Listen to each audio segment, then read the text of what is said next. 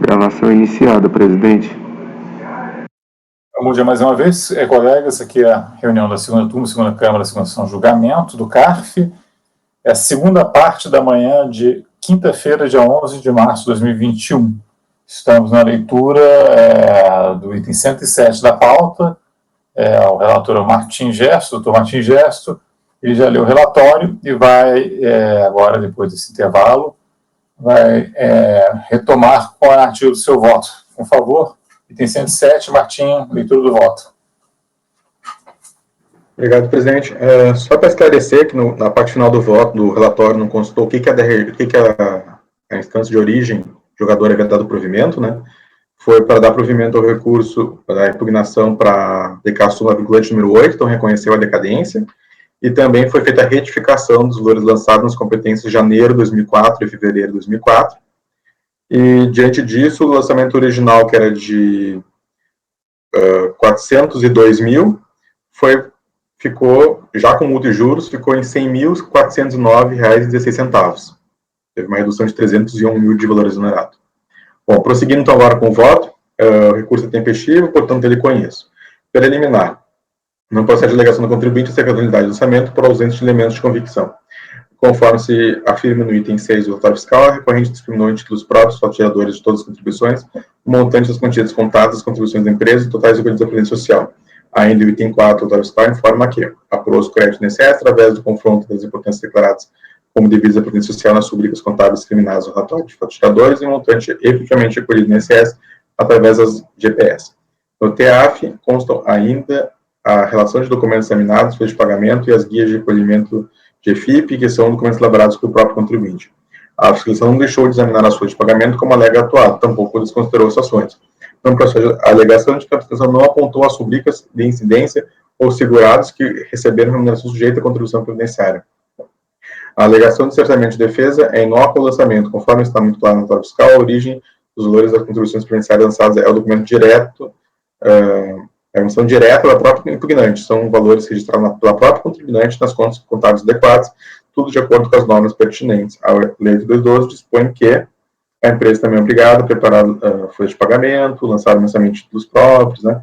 É o artigo 32, inciso 1 e 2, e o inciso 4, que é informar mensalmente o INSS por intermédio de noção do serviço de regulamento, dados relacionados aos fatos geradores da condição provinciais e outros, informações de interesse no INSS. O relatório fiscal deixa claro que se trata de contribuições que estão declaradas pela própria contribuinte em seus registros contábeis, na forma e na legislação, item 4 do relatório fiscal, sendo a contabilidade o registro de fatos, não pode recorrente alegar seu desconhecimento. Acrescente-se que foi plenamente possível o exercício de direitos ao contraditório pela defesa, quando o recorrente apresentou sua impugnação em recurso voluntário, apontando sua discordância, deixando claro sua compreensão de que o lançamento teve por base seus registros contábeis. Nesse procedimento, se vislumbra o descumprimento do determinado artigo 142 do CTN, ao contrário que alega contribuinte, o lançamento seja de acordo com os termos do 142 do CTN. Ocorreu a comprovação da existência da obrigação tributária, está registrada pela notificadora de contabilidade em suas contas próprias para trânsito. E o lançamento se ampara nos dispositivos legais citados no relatório Fundamentos Legais do Débito. No ato se falar assim, nulidade de desconstituição da petição de notificação cuja lavratura seguiu os elementos, requisitos de informação válida, possuindo essa NTLD, eficácia administrativa fiscal, validade jurídica, com lançamento perfeito e regular como condição de crédito tributário, do valor devido alegados de inconsistência. Em vista do disposto para o terceiro de 57 do RICARF, estão sendo apresentados novas ações de defesa perante a segunda instância administrativa, adotados o fundamento da decisão recorrida constantes nos tópicos da qual da RJ, do valor devido das alegações de inconsistências, do valor devido das alegadas inconsistências, e da apuração dos valores devidos na contabilidade, mediante transcrição abaixo. Conforme já exposto nesse voto, o processo de informação de capitalização deixou de analisar as folhas de pagamento de FIP em favor de riscos contábeis que seriam de indícios e subsídios quando na informação real disponível. Conforme a auditora notificante, o relator reiterou os riscos contábeis promovidos pela notificada refletem os fatos geradores e as contribuições devidas. A própria impugnante confirma a veracidade dos registros contábeis ao mencionar que cumpre a legislação pertinente à sua atividade econômica e os preceitos dos órgãos e entidades a quem compete a normação da contabilidade. Dessa forma, totalmente incoerente e infundada a afirmação da impugnante de que não se pode concluir que um determinado total contabilizado a crédito das contas representativas dos seus valores a recolher no INSS é totalmente devido. C. Como alega, poderá existir ajustes, estornos e alguns momentos relativos a fatos ocorridos em seus meses anteriores, tudo deve estar devidamente registrado. Se de fato ocorrerem esses estornos e complementos, e se foram registrados de acordo com as normas legais e contábeis, a ação certamente os reconheceu, como se verá adiante. Sobre as legais inconsistências, as técnicas prometidas pelo auditor fiscal na apuração do valor reconhecido como devido ao título de contribuição previdenciária tem isso que segue. A fiscalização teria considerado lançamentos contábeis e valores retidos a depreciação de serviços recolhidos em nome deles. Não há, nem no relatório fiscal, nem no relatório de faturadores, informação de que foi incluído no cálculo do devido de contribuições previdenciárias o valor constante em conta contábil e o valor retido de prestação de serviço. Conforme afirma o auditor notificante, as suas informações fiscais estão lançadas na presidência FD, os valores contabilizados a crédito das rubricas contábeis integrantes do passivo circulante referente às apropriações de operações previdenciárias próprias, conforme relatório de valores faturadores da NFLD. Os valores retidos de prestadores de serviços são contabilizados pela empresa em títulos próprios criminados pela empresa prestadora e não constam no presente lançamento. Por seu lado, o impugnante apenas alega a inclusão de valores retidos de prestador de serviço, mas deixa apontar em que competências e em que montante teria sido incluídos os valores. A fiscalização não teria considerado os lançamentos contábeis registrados como débito. Conforme o item 4 do relatório fiscal, o crédito hora lançado foi apurado através de confronto das importâncias declaradas como devidos ao INSS nas rubricas contábeis próprias e as importâncias previamente recolhidas nas guias GPS. O recolhimento foi apurado diretamente das guias e não nos registros contábeis, porque, conforme aponta o auditor notificante, o recolhimento em geral é feito em cada competência para operações de competência anterior. E pode haver débito de recolhimento em atraso de obrigações apropriadas em relação a competências mais antigas. Dessa forma, foram utilizados em cada competência os valores efetivamente ingressados nos cofres da Previdência para cada competência, e não os registros desses recolhimentos, que poderiam estar esparsos em mais de um registro contábil, em competências posteriores. Conforme o auditor notificante esclarece, esse tem o objetivo de evitar erro na consolidação das diversas informações de recolhimento contidas nos registros contábeis, já que essa informação consta nos registros informatizados da Previdência. Consta no item 5 BI do relatório fiscal que a fiscalização entregou ao contribuinte a lista de todas as guias constantes nos sistemas informatizados da Previdência. A impugnante não contesta essa relação, reconhece, portanto, a veracidade dos recolhimentos registrados nos sistemas informatizados da Previdência. Nem a impugnação, nem as premissas juntadas por ocasião da menção sobre primeira diligência fiscal apontam divergência nos créditos apurados como devidos, conhecendo as competências de janeiro de 2004 e 2004, como se verá adiante. Portanto, apesar de constar inconsistência, a impugnante não as aponta nem comprova sua ocorrência. A constatação das competências de janeiro de 2004, como se verá adiante.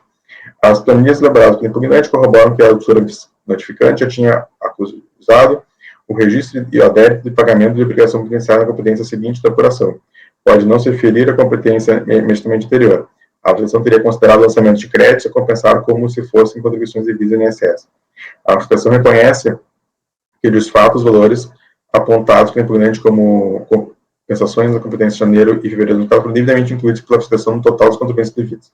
Os documentos juntados, folha 119, folha 128 e folha 1001, comprovaram o 4AE, valor de R$ 10.553 em cada uma de duas competências. Já para as competências de dezembro de 2013 e março de 2004, não há comprovação nos autos alegados estorno.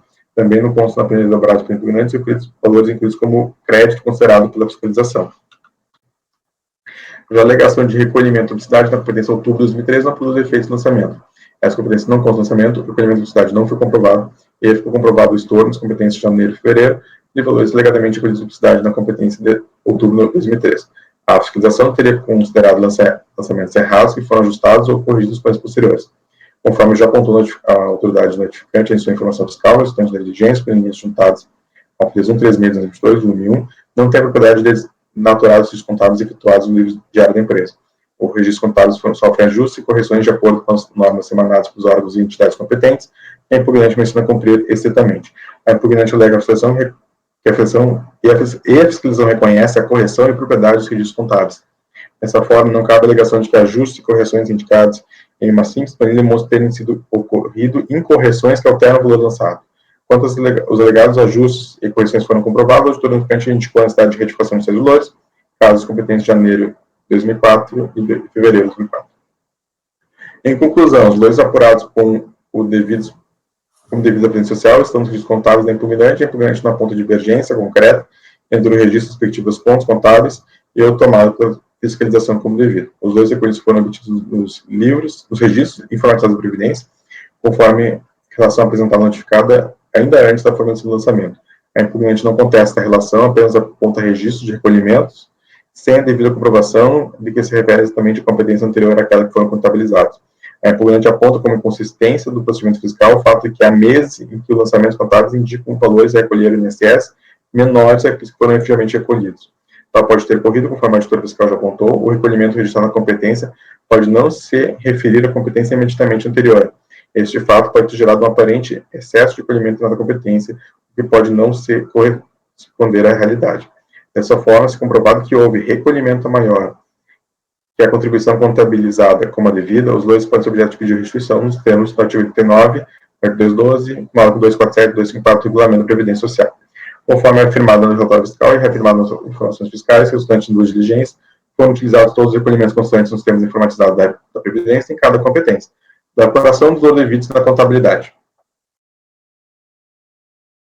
Não procede a alegação da impugnante que não se pode concluir um determinado total contabilizado a crédito e as respectivas contas representativas de valores a recolher no INSS justamente devido, conforme consta no relatório fiscal, nas informações fiscais resultantes de diligências, registros contábeis notificados, foram examinados e aceitos pela auditoria fiscal como representativo da realidade dos fatos lá registrados.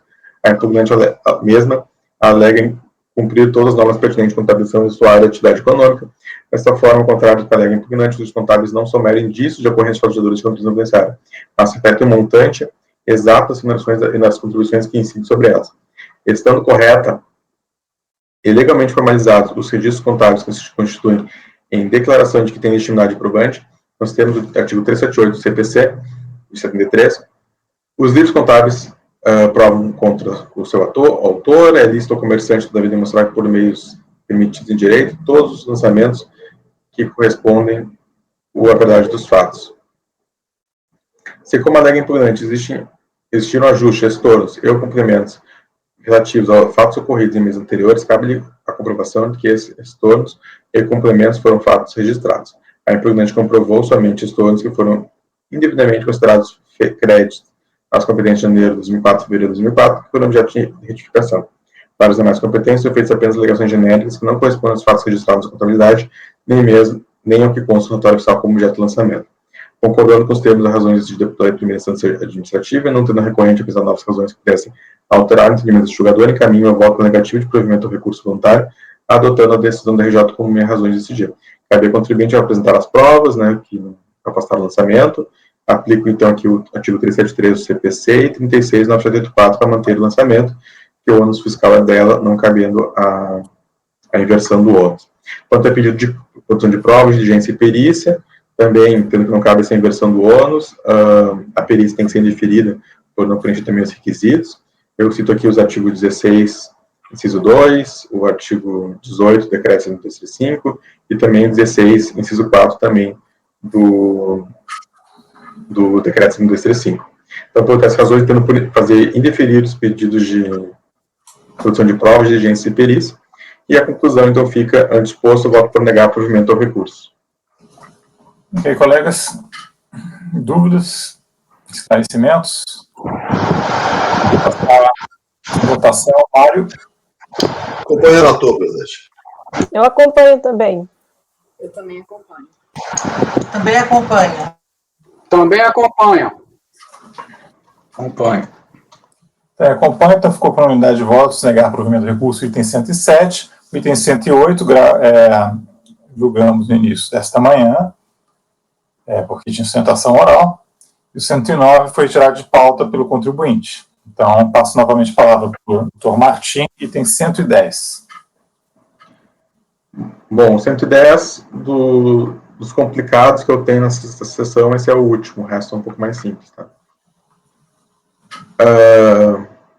Dos fatos, trata-se de crédito, aqui só para a matéria, que é mão de obra utilizada na construção civil. Por isso que é uma pessoa física, mas é contribuição previdenciária. Então, trata-se de crédito, DEBICAD final 5482, lançado contra José Ângelo Pedreira Gandara, referente à mão de obra utilizada na construção civil, que, de acordo com o relatório fiscal, folhas 20 e 21, assim como nas demais indicações de folhas de relatório e voto, teve a finalidade de apurar e constituir as contribuições destinadas à Seguridade Social, parte patronal, inclusive SAT, e a terceiros incidentes sobre a remuneração de segurados empregados que prestaram serviço de mão de obra na matrícula final 6125-68, apurado por critério de aferição indireta, sendo utilizada a tabela do CUB, elaborado pelo Sinduscom, de São Paulo. O valor lançado é de R$ 128.003,07 em 2006. Por sugestão do legislator, os autos foram baixados de diligência em 28 de fevereiro de 2008, nos seguintes termos. A DRB pesquisou junto à Prefeitura Municipal de Guarulhos, na seção de alvarás de edificações e obras de construção civil, autos de conclusão e fichas de cadastro imobiliário solicitando os contribuintes como parecimento para regularização. O motivo determinante para a adoção do procedimento é referição indireta compreendido que reside na ocorrência de fato de não ter o contribuinte comparecido à instituição para regularizar ou comprovar a regularidade da obra, apresentando certidão negativa de débito, apesar de intimado a tanto. O contribuinte protocolou defesa em dezembro de 2006, contra a notificação recebida no dia 9 de dezembro de 2006, entre os anexos consulado pericial de constatações com 35 fotos do prédio e respectiva ART do engenheiro perito. Contesta a área lançada pelo INSS, quando que a área regularizada pela Prefeitura de Guarulhos é maior que aquela constante no ARO, aviso de regulação de obra. E contesta o enquadramento do uso da obra, sem que fosse considerada a redução da metragem, disposto no artigo 49 da IN MPS número 3 de 2005.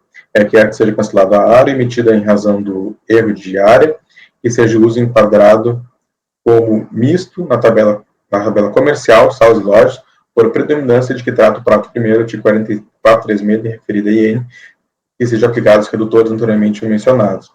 O Serviço Contencioso Administrativo da Delegacia de Previdenciária em Guarulhos decidiu baixar os autos de diligência para que a RFB notificante se pronunciasse sobre a impugnação. No despacho de folhas 93, em entendimento da determinação acima, a FRB, auditora, promoveu alterações à ARO, atendendo parcialmente o período defendente, emitindo novos AROs, encaminhando conforme aviso de recebimento de folhas 98. Inconformado, em não ver o atendido seu pedido, o defendente protocolou aditamento à sua defesa, juntando as folhas 105 e 122. Contesta o entendimento da fiscalização quanto à utilização do pavimento térreo, originalmente destinado à garagem, em que foram instaladas divisórias removíveis pelo inquilino. Contesta o entendimento da fiscalização com relação aos abrigos removíveis no estacionamento, reportando-se a perícia elaborada pelo engenheiro, a teor da diligência fiscal e a IN MPS 3 de 2005, para assentar essa alegação de não ter a área coberta considerada edificação, juntando 3 fotos de estrutura removível. Deve, portanto, a fiscalização pronunciar sobre os argumentos e elementos no aditamento da defesa, em razão das dúvidas suscitadas, bem como indicar a origem da metragem no aro de folhas 92, de 460 metros quadrados, indicada na informação fiscal de folhas 93, item 2.2. Caso confirme a procedência de ligação do defendente, ou mesmo inconsistência na área datada, deverá ser emitido novos aros, indicando claramente as alterações propostas. Em entendimento da diligência requisitada, a fiscalização manifestou-se pela manutenção do lançamento, que, para maior clareza, segue prescrita. Atendendo a solicitação de folha 125 da DRJ de São Paulo 2, manifesta-nos acerca dos argumentos e elementos do auditamento da defesa, a empresa não conformada com o enquadramento efetuado pela fiscalização com relação à garagem, pavimento térreo e abrigos removíveis, estacionamento, alega em síntese. O inquilino, ao invés de usar o espaço para a garagem, colocou divisórias removíveis e a utiliza como depósito e afins. Juntou ainda as folhas 126, declaração do inquilino ADPD, Associação pelos Direitos do Pessoa Deficiente, para corroborar essa afirmação. Com referência aos abrigos destinados a estacionamentos de automóveis, diz tratar-se de abrigos removíveis, e, portanto, não faz parte da área construída consoante, que seria a folha 16. Alega ainda que o mesmo não fez parte da área construída consoante na planta simplificada aprovada, folha 16. Por último, solicita a revisão dos lançamentos efetuados para aplicar redutores na garagem, 609,6 metros quadrados, no térreo, e a exclusão da área relativa ao abrigo removível. Manifestação fiscal. O pavimento térreo inicialmente projetado como garagem foi transformado em salão comercial e não possui somente depósitos e afins, como alega o contribuinte. Conforme a declaração de folha 126 da entidade do imóvel, a área é utilizada como salas de aula para crianças com necessidades especiais e outros utilizados como consultórios médicos. A associação enquadrou em salão comercial, andares livres, considerando essa destinação da área. Quanto ao estacionamento, feito com coberturas removíveis, denunciado na planta, e fotos, entende-se a fiscalização que, uma vez comprovada sua existência, apresentados pelo próprio contribuinte, deve-se efetuar a cobrança. A eleição municipal não interfere para a alteração do lançamento, vez que o lançamento previdenciário visa cobrar as contribuições relativas à mão de obra utilizada na execução da obra ou serviço. Ainda com relação aos serviços executados na montagem e colocação de estruturas e coberturas são juntados na declaração, notas fiscais, guias genéricas de FIPS, recolhidos em empresa, Gildo Construtora Limitada, entretanto os mesmos não foram considerados para abatimento do devido, uma vez que as GFIPs não são específicas para o tomador. Com relação à metragem de 460 metros quadrados, indicados em informação fiscal de folha 93, item 2.2, informamos da taxa de área de estacionamento, que foi calculado com base na planta apresentada pelo contribuinte, obedecendo a escala indicada no mesmo. E ali tem a escala. Manifestando-se pela manutenção dos enquadramentos efetuados conforme aros 1 e 2, folhas 91 e 92, bem como ratificamos a manifestação fiscal de folhas 93 e 94. Aro 1, área construída para cálculo pavimento térreo, 609,6 metros quadrados, pavimento térreo, 609,6 metros quadrados. Primeiro pavimento, 528,36 metros quadrados, primeiro pavimento, 528,3 metros quadrados. Varanda, 447,77 metros quadrados. Varanda, 23,32 metros quadrados, redução de 50%. A área total construída, 1.185,29 metros quadrados. Área para cálculo, 1.161,41 metros quadrados. Área. Segundo pavimento, 574,2 metros quadrados. Segundo pavimento, 574,4 metros quadrados. Ensinamento, 460 metros quadrados. Ensinamento, 30 metros quadrados, redução de 50%. A área está construída ficou 1.034,82 e a área para cálculo, 800,4,32 metros quadrados. A FB notificante caminha cópia da informação fiscal acima transcrita para o contribuinte, conforme a R de folha 153 verso. A impugnação e aditamento, nos quesitos formulados para a fiscalização acerca da impugnação e argumentos pedidos pelo independente foram resumidos, assim como na própria informação fiscal e com as respectivas transcrições do precedente dos fatos. Da diligência. Na primeira diligência, efetuada em 20 de março de 2007, a função propôs que fosse o débito retificado por emissão dos aros 1 e 2, atendendo parcialmente a proteção do defendente. A manifestar-se pela manutenção do lançamento por ocasião do cumprimento da segunda diligência, em julho de 2008, a fiscalização rebateu integralmente os argumentos expedidos pelo defendente, não deixando de analisar nenhuma questão suscitada. A DRJ de origem pela improcedência da impugnação apresentada, mantendo-se crédito tributário, inconformado, o contribuinte apresentou recurso voluntário, as folhas 326 e 302, bem como juntou documentos, as folhas 354, 358 e 384 e 390, reiterando as alegações expostas em impugnação. O recurso voluntário foi apresentado dentro do prazo legal, reunindo os demais de admissibilidade por quem lhe conheço. Entendo que os documentos juntados em anexo ao recurso voluntário não podem ser recebidos por preclusão. A prova da documentação deve ser apresentada juntamente com a impugnação, por força do artigo 16, inciso 13, do decreto da indústria 5, com o qual o contribuinte possui o prazo de 30 dias para a apresentação de impugnação, que deve ser acompanhada das provas que julgar direito, conforme o artigo 16, inciso 13, do decreto da indústria 5, determina. Eu transcrevo o dispositivo. Ocorre nos termos do artigo 14 do decreto da indústria 5, a impugnação da exigência, tal causa de do procedimento, devendo conter, conforme disposto do artigo 16, inciso 2, os motivos de fato, direito e ensinamento, os pontos cobrança e razões de prova possuir. Estabelece ainda o artigo 17 do referido decreto, que se considera não impugnada a matéria que não tenha sido expressamente contestada em impugnação. Considera-se, portanto, preclusa a juntar de novos documentos pelo contribuinte anexo ao recurso voluntário.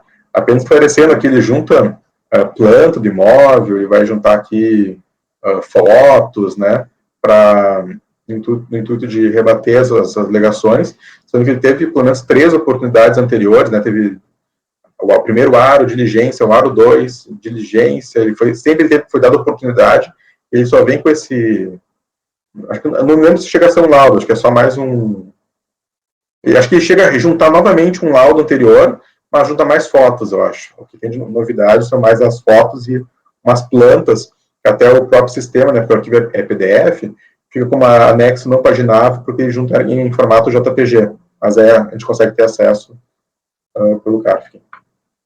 Mérito.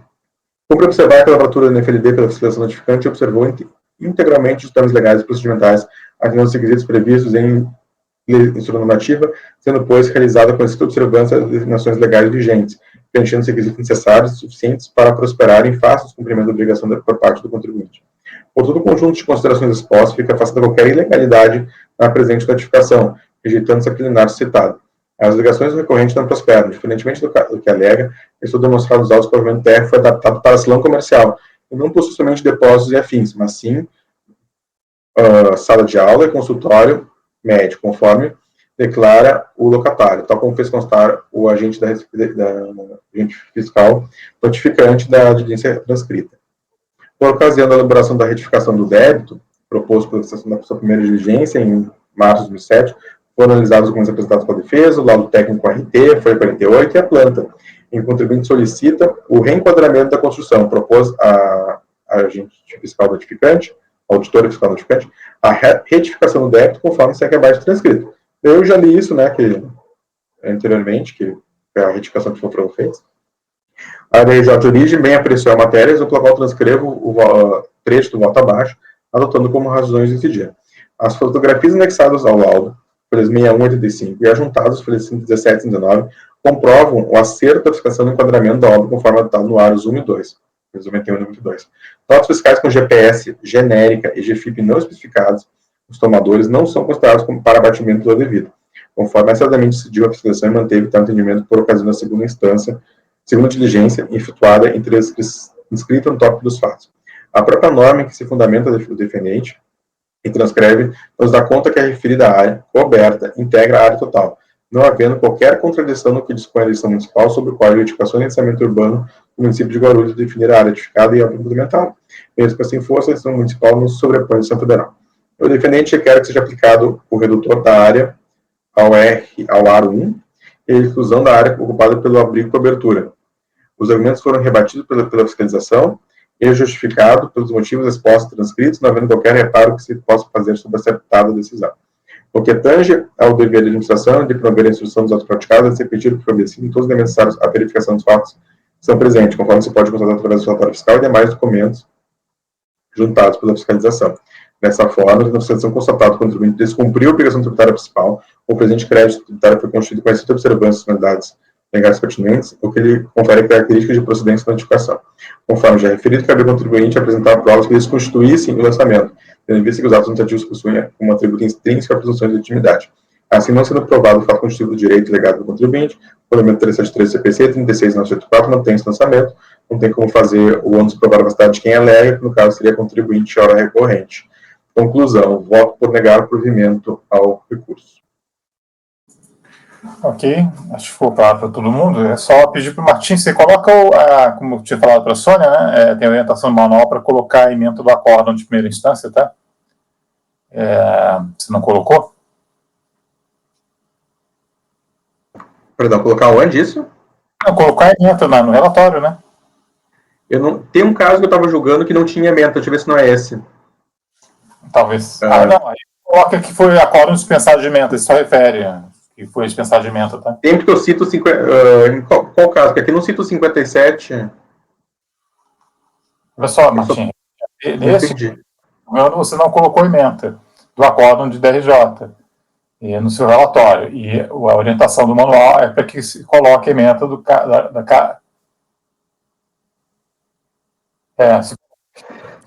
você não colocou, entendeu?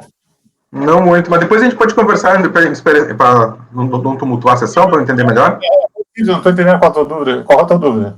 Eu nunca botei emenda em nenhum acórdão de RJ em 5 anos de CAF, não entendi qual seria a emenda do acórdão. Emenda do acórdão de primeiro grau, tem no manual isso. Mas eu nunca coloquei, Ju. Talvez eu não tenha visto, assim, não tenha me dado conta, só estou... põe a emenda do meu processo, né, do que é que eu faço.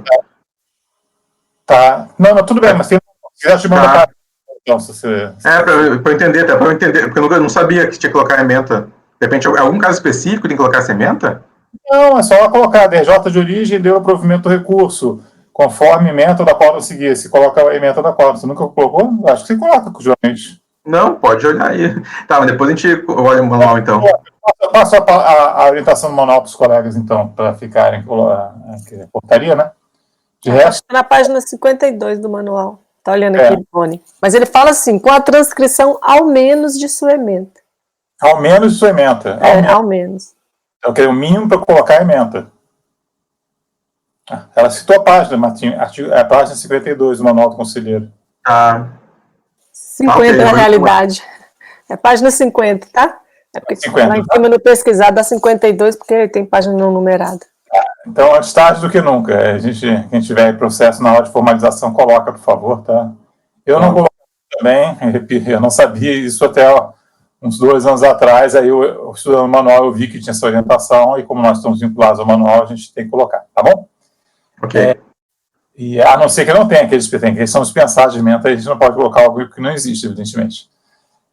Se é útil ou não, acho que não é discricionário da gente. Enfim, alguma dúvida em relação ao processo? Então, vou passar a votação, Mário. Acompanho o relator, presidente. Eu acompanho também. Eu também acompanho. Também acompanho. Também acompanho. Acompanho. Também acompanho, então for negar provimento. Martim, o 111, por favor.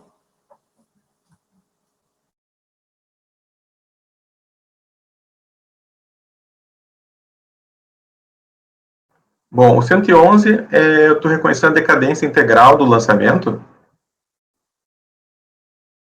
Então, vou direto para o voto.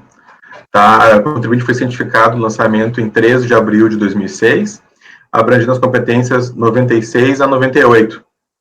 O prazo aplicado ao quinquenal foi o súmula vinculante número 8 da STF, aplicado em junho de 2008, assim dispõe. Eu transcrevo a súmula. No caso, fazendo a contagem do prazo referencial, nos termos do artigo 173 do CTN, verifica que, quando o cientificado contribuinte está presente na FLD em 13 de abril de 2006, o lançamento já se contava abrangido em sua integralidade pela decadência. No caso, a competência mais recente, dezembro de 98, cujo tributo possui vencimento em janeiro de 99, poderia ser objeto de constituição de lançamento até 31 de dezembro de 2004, conforme o artigo 173.1 do CTN. Isso só foi feito em abril de 2006. Acrescento que houve, aqui é a parte mais polêmica, né? Acrescento que houve uma NFLD originária, NFLD final 290, inexistindo nos autos qualquer decisão que a tenha declarado nula por vício formal, ocasião que seria aplicável ao artigo 173.2, conforme se verifica as folhas 310 e 311, onde tem a nota CO-CCP 71, de 3 de novembro de 2005. Eles cancelam a primeira NFLD e lavram uma nova, mas ela não foi declarada nula por vício formal, né? Assim, ainda que haja menção em relação de novo lançamento na referida nota CCO-CCP, passar que esse novo lançamento observasse o débito já abrangido pela decadência, haja vista não se enquadrar na hipótese do artigo 173.2 CTN. Deste modo, a teor da súmula vinculante número 8 do STF, nos termos do artigo 173.1 CTN, deve ser reconhecida a decadência da integralidade do lançamento. Então, eu compreendi que, por não ter sido ocorrido a hipótese do 732, que é o que consta, não há nenhuma menção disso, de ter sido declarado vício formal, né? E ela simplesmente foi cancelada e fizeram uma nova, pela própria administração, então não tem como se aproveitar o período anterior, né? Ao meu entender. É como voto, presidente. Dá provimento ao recurso. Não, tá, acho que dá uma olhadinha nessa situação, que é uma situação meio estranha, né? Tem que olhar no processo aqui.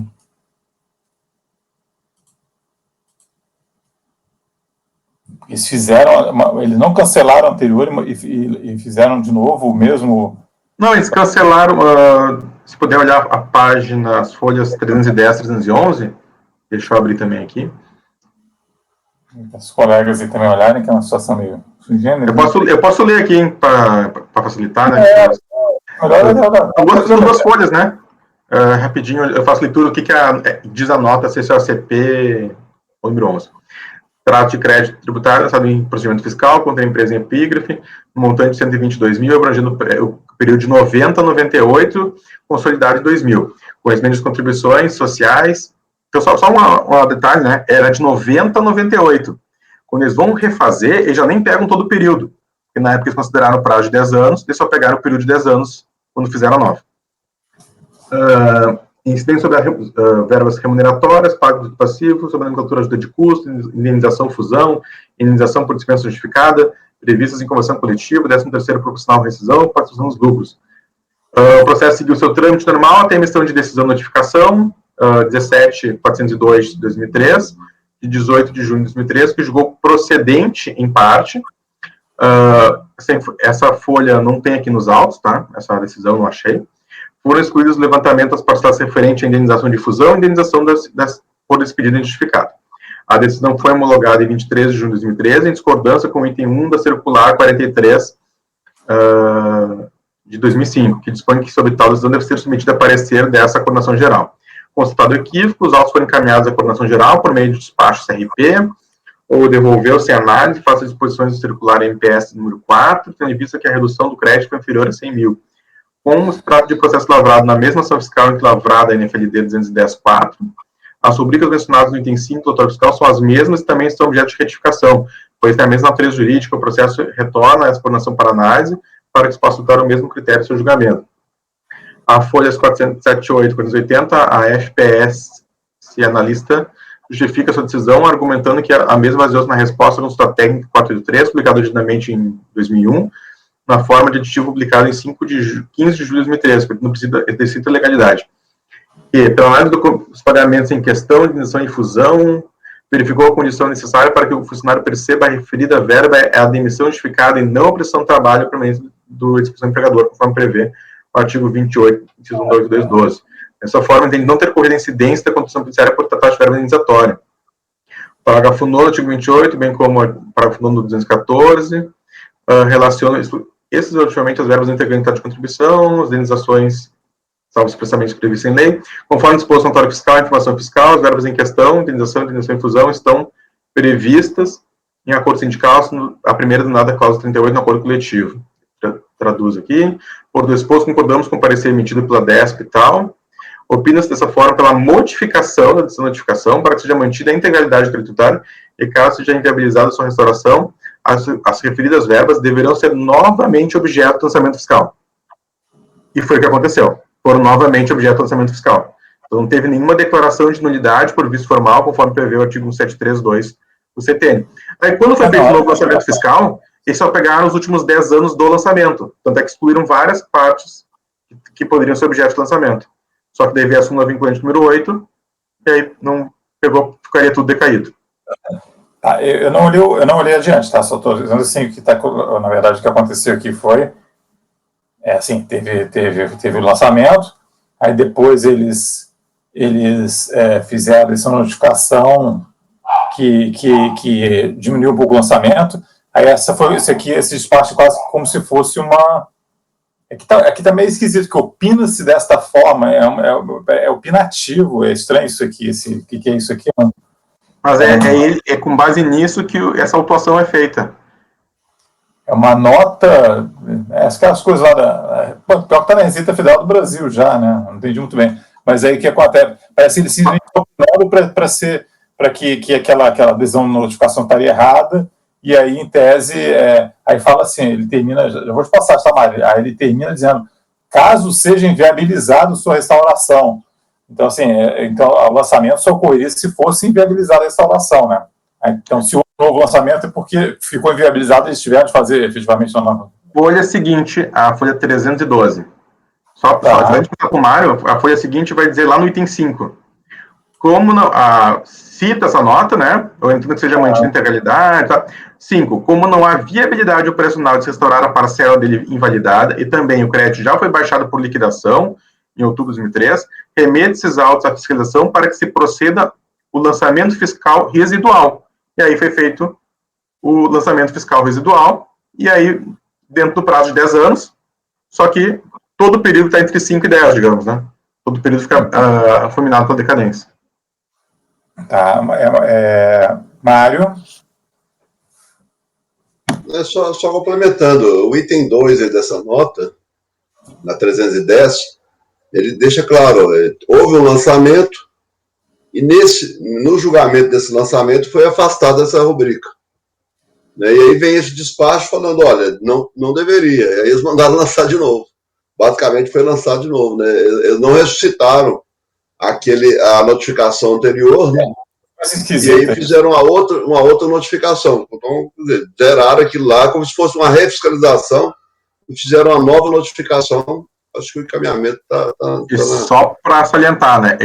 Quando eles fazem a nova, eles respeitam o prazo decadencial do 44, 45 da lei que foi declarada inconstitucional. Porque eles não pegam o período que era anterior, que era de 90 a 98, acho que é esse o período.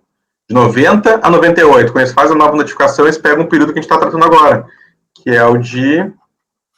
acho que é 2006, 96 e 98. Ou seja, pegou só o período que estaria dentro dos 10 anos. Eles nem falam que, nos termos do 732, estou fazendo esse lançamento, já que o primeiro houve vício formal. Isso não é tratado. Em tese, se o STF não tivesse declarado inconstitucional a súmula 8, não teria decadência aqui. Não, eu estou estranhando esses procedimentos, está bem estranho, né? Quer dizer, tem uma decisão de primeiro grau, em tese, lá do INSS, vem uma decisão, vem uma nota administrativa atravessando, dizendo que essa decisão foi errada e mandando lançar de novo. E o processo já está, e o crédito tributário já está tendencioso, entendeu? Não caberia revisão de ofício, caberia ser quase que uma revisão de ofício. Isso aí deveria ser reforma. Não sei, está esquisito isso aí, eu nunca vi. Bom, mas, enfim, esses processos previdenciais, a gente sempre vê coisa nova, né? Tá, não sei se alguém tem mais alguma questão para levantar, senão a gente passa a votação. O relator está propondo dar provimento ao recurso por decadência integral do lançamento. Voto? Eu entendi que foi lançado observando o prazo de 10 anos, né? E nesse despacho aí de fora 312, também deixa claro, como não haveria habilidade operacional de restaurar a parcela invalidada e o crédito já foi baixado por liquidação, remete para que faça o lançamento residual. Então, realmente foi um novo lançamento e observando o prazo de 10 anos. Como depois vem a súmula 8, eu acho que está bem encaminhado, eu acompanho o relator. Eu também acompanho.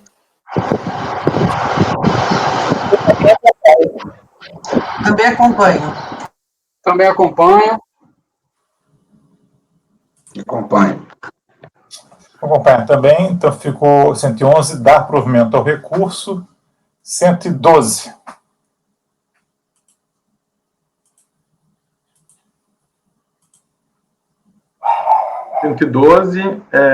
Da Siderúrgica JL Lipert S.A. Eu vou ir direto ao voto, que eu acho que vai tratar de todos os pontos, mas dando uma resumida aqui, né, tem o recurso, tem uma questão de grupo econômico, tem a questão de alegação de decadência, né, e quanto ao mérito, tanto em impugnação quanto em recurso, a parte de mérito é praticamente uma página, onde só se discute no mérito o grupo econômico, essa uma página, e um pouco, assim, né, em ambos os casos, faz uma leve menção, em um parágrafo, digamos, ao mérito mesmo da autuação. Em ambos os casos. A diferença de um para o outro, que o 112, o mérito ele trata do SAT, então, em grupo econômico, e no 113 é grupo econômico mais uma outra matéria, que quando eu chegar lá eu vejo qual que é. Então, vai mudar para que um vai ter SAT e o outro vai ter o correspondente, que eu acho que é desconto de empregados. Então, o contribuinte, além disso, embora ele faça, quanto ao mérito, muito pouco de alegações, ele faz lá, trata de juros Selic, alegações de constitucionalidade, isso ele gasta algumas páginas do seu recurso para alegar. Então, começando, tratando primeiro da decadência parcial, que o contribuinte alega. O contribuinte foi cientificado no lançamento em dezembro de 2005 e abrange as competências 99 a 2005. O prazo aplicado ao quinquenal, conforme o súmula vinculante número 8. No caso, faz a contagem do prazo cancelado no termo do artigo 173.1 do CTN, porque não tem pagamento antecipado aqui, né, não há nenhum tipo de menção a pagamento antecipado. O débito já encontrava-se abrangido em parte pela decadência. No caso, a competência mais recente que se encontra decaída é de novembro de 2000, cujo tributo possível vencimento em dezembro de 2000 poderia ser objeto de constituição de lançamento até 31/12/2004, conforme o artigo 1731. Já a competência de dezembro de 2000 poderia ser constituída até 31 de dezembro de 2005, logo não existe decadência em relação a esta competência, assim como as posteriores a esta. Deste modo, a teoria da súmula vinculante número 8 do STF, nos termos do artigo 173.1 CTN, deve ser reconhecida a decadência parcial do lançamento quanto às competências novembro e 13º de 2000 e as anteriores a estas. O Martim, eu acho que está errado essa contagem aí, você está contando pelo C50, C50 são 5 anos, tem que contar está decaído só até, na verdade, aqui, para do competência do 12 de novembro, não tem nada decaído, não. Decaído não tem nada. Ah, tem um pouquinho, é verdade. Eu errei a contagem mesmo. Eu contei 4 anos, não 5.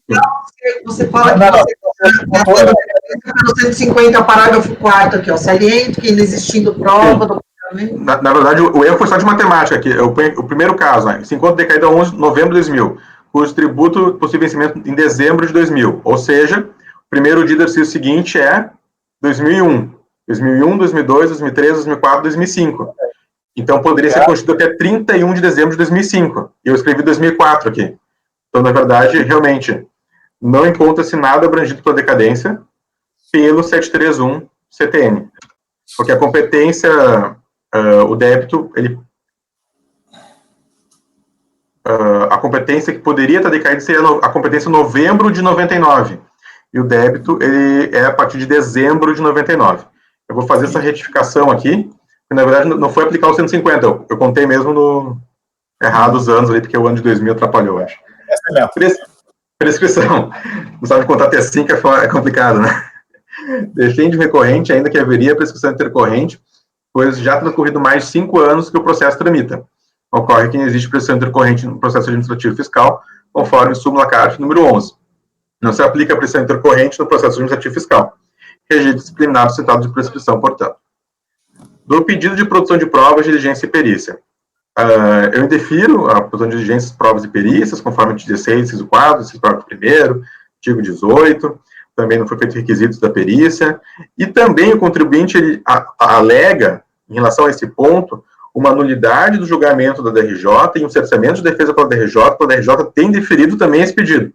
Então, põe lá no final. Também, por tais razões, compreende que o indeferimento do pedido pela DRJ de origem não ocasiona cerceamento de defesa e ao contraditório, razão pela qual rejeita disciplinar de unidade de julgamento e de cerceamento de defesa. Quanto ao mérito, ele, que é como falei, ele é em uma página, mas onde ele não tem a ligação de mérito, seria quase isso, que ele vem dizer que não haveria ali um grupo econômico, né, entre a empresa siderúrgica Alberti com a Liperti, com as empresas que foram consideradas do grupo, que é a Agroindústria Eldorado, RMCA Incorporação, Eldorado Comércio de Ferro e Aço. Entendo que não podem prosperar as alegações que a notificada não se constitui um grupo econômico de qualquer da espécie, que deve ser afastada toda e qualquer vinculação entre as pessoas listadas e defendente. O relatório fiscal substitutivo e os documentos juntados pela agente fiscal, notificante, quanto da agência fiscal, não restam dúvidas de tratar-se de grupo econômico, estando o fato evidenciado no relatório fiscal substitutivo, especificamente a folha 1539. Aí eu transcrevo. O que acontece? A empresa siderúrgica Liperti é uma SA, e ela divulgou, nos anos de 96 e 2006, informações sobre empresas por ela controladas. E no relatório de administração que ela publica, nas notas explicativas da administração e das administrações financeiras, ela cita nominalmente as empresas cujo detém controle. Então, até o exercício de 98, ela controlava a Agroindústria Eldorado e a Eldorado Comércio de Ferro, detendo mais de 90% das ações de cada uma das empresas. A partir do exercício de 99, ela também passou a controlar a RMCA Incorporação e Planejamento, detendo 98% de suas ações. Então, por essas razões, né, aplica-se ao caso disposto no artigo 30, inciso 9 da Lei 8212, que dispõe: as empresas que integram um grupo econômico de qualquer natureza respondem por si solidariamente pelas obrigações decorrentes dessa lei. Por tais razões, não merece a reforma do acordo recorrido quanto a este ponto.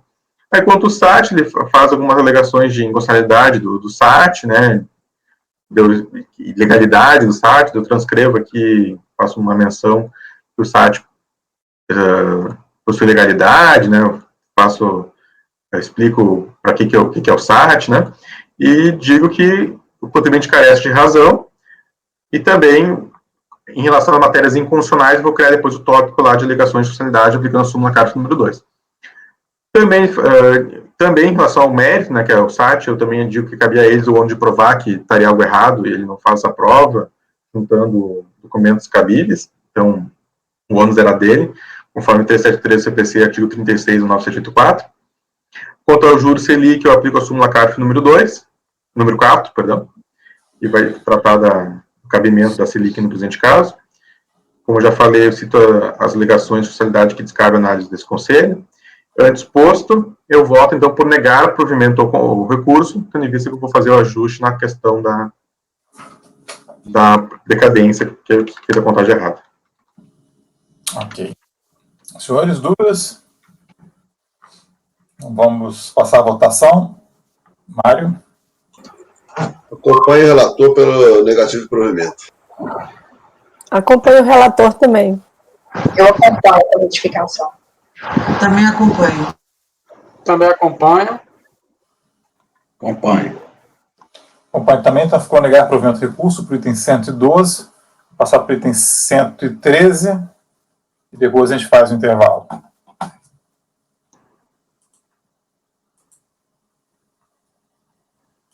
Deixa eu abrir aqui isso, um minuto.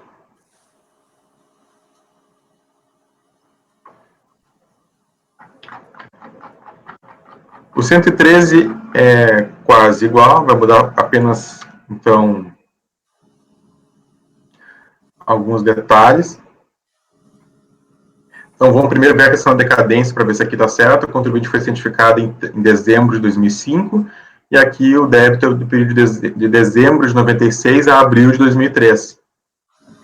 No caso, a competência mais recente que se encontra decaída, vamos ver se eu vou contar certo aqui, é de novembro de 2000, acho que está errado, seria novembro de 99, cujo vencimento do tributo foi em dezembro de 99,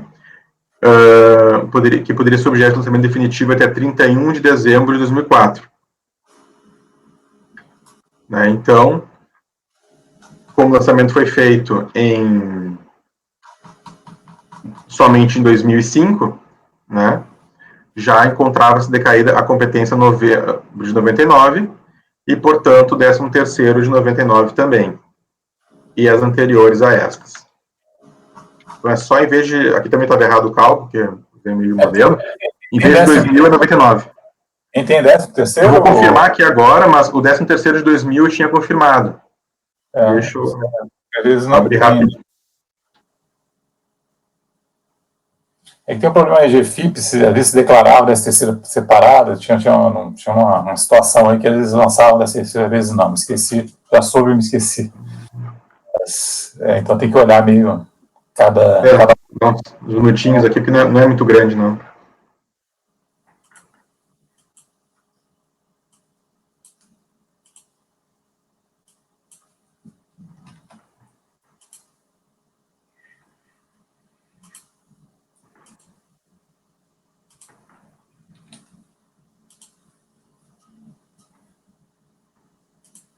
Não, a princípio não tem a 13º, não. Não tem, né? Deixa eu confirmar se tem novembro também, qual seria a mais antiga, né, decaída. Em fevereiro. A mais recente decaída, no caso. Isso, é a mais recente decaída. Setembro de 99.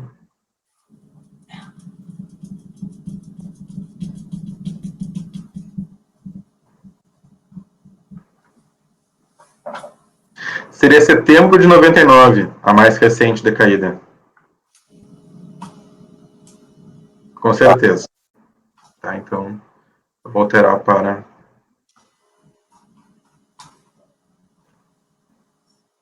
setembro de 99 e as anteriores a esta. Ok. Deixa eu continuar aqui, então, só anotar para não...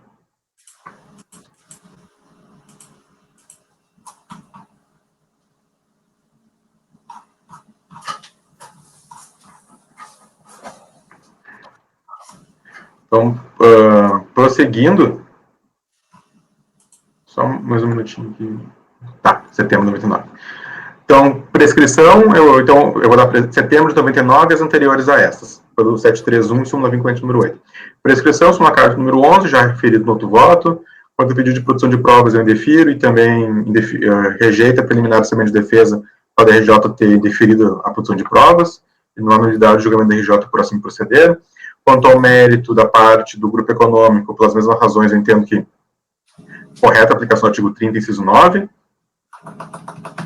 Quanto ao mérito, aqui tem a parte diferente. Ainda o contribuinte alega que recolheu as contribuições incidentes sobre a remuneração de segurados autônomos e contribuintes individuais correta e intempestivamente. Apresentou a presente defesa e foram apreciados os seguintes documentos.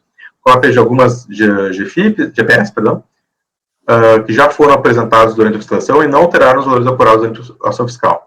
Cópias das contas da conta 10.866, 2, 21, 405, 0002, salários de encargos sociais, contribuições de excesso de livre-razão, onde estão lançados recolhimentos de contribuições sociais e de contribuições individuais que demonstram que a empresa contabilizou os recolhimentos, mas não provam que são suficientes. Contudo, conforme a informação fiscal de folha 1367, foi exposto nos anexos B1 a 5 do autor fiscal original, foi discriminado segurados autônomos e contribuintes individuais que, com as respectivas remunerações, apontado a diferença de base de cálculo obtida em cada competência. Relacionou-se ainda às contas examinadas no livro-razão, que deram origem às diferenças apuradas, contas essas já mencionadas no relatório fiscal. Vejamos, eu colaciono ali. A informação fiscal de folha 1367 conclui que o crédito apurado deve ser mantido sem alterações. Deste modo, quanto às alegações de mérito de recursos, sendo correto o lançamento efetuado, são devidas por empresas contribuições previdenciárias no valor de 15%, total das remunerações pagas do creditado no decorrer do mês do serviço, que lhe prestem em vínculo empregatício os segurados empresários e trabalhadores autônomos. Nos termos do artigo 22, inciso 1, 2, 3 e parágrafo 1º da lei 2, a redução da 9876 incide contribuição social sobre o total do valor pago aos segurados empregados, contribuintes individuais, por serviços prestados no decorrer do mês. Cabe a contribuinte a prova em contrário, que não fez, aplica o 373 do CPC e 369784. Não cabe a inversão do ônus da prova pretendido. Juro Selic aplica a súmula CARF número 4, quanto às alegações de conselidade que são referidas no recurso, cabe análise conforme a súmula CARF número 2.